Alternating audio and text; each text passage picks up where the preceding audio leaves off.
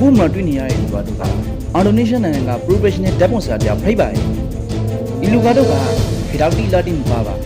ရေကလေးသူကဓာတ်ပုံရင်းနေကောင်းမွန်နေအပရိက relief ဖြစ်တတ်ပါတယ်ဒီလူဆိုတာအတူလေးဇာပင်ပြောင်းလို့ HNT ကိုလုံးနေဆိုလေ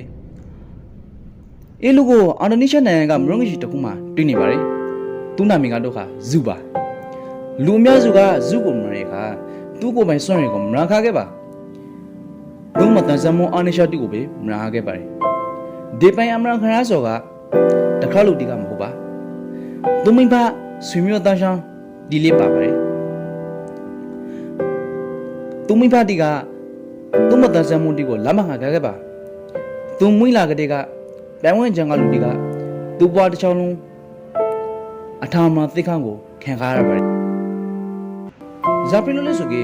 လူနဲ့တွေ့ခါခဲ့ကြကသူ့မတန်စမောအာနိရှာတီကပန်ဝဲကြမှာအသုံးဝင်လို့အတိတ်ပဲသမဲခါခဲ့လို့ပါ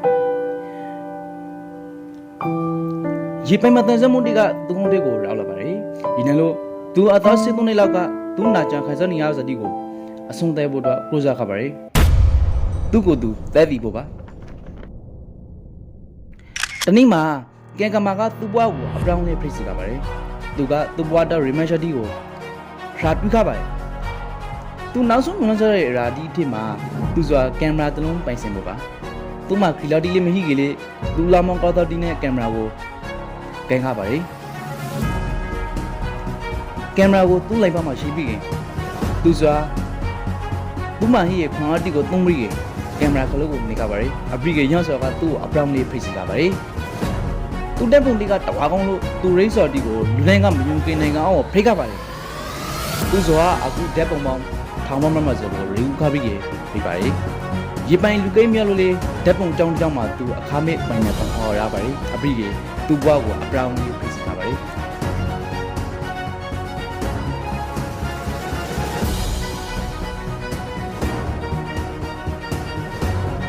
တခြားချီလာပရင်စင်သာကပ်ပါခရောက်တီလေးမပါအတီလေးမပါဘင်းနဲ့သူဆိုဓာတ်ပုံရင်းနေအသားမင်းဝမ်းကြောင်းတီကိုတိဆောက်နိုင်ပါတယ်မတန်ဆွမ်းလို့ပြောရစကားလုံးထိမှာအားလုံးမှာသူမပါပါမတန်ဆွမ်းလို့ပြောဆိုရယ်အတုံးပမမနေစကားလုံးတစ်လုံးပါဇာပရီလေးစကေသူတို့ပိုင်ကျွန်တော်တို့ပိုင်လူတီဆိုတာအသားရောင်ပေါ်တော့နင်းနေတိုင်းကြိုးစားနေခါရလို့ပါသူတို့ပိုင်လူတီကိုညှောက်ဝေကပြီးခဲ့ပါမယ်နောက်ပြီးတော့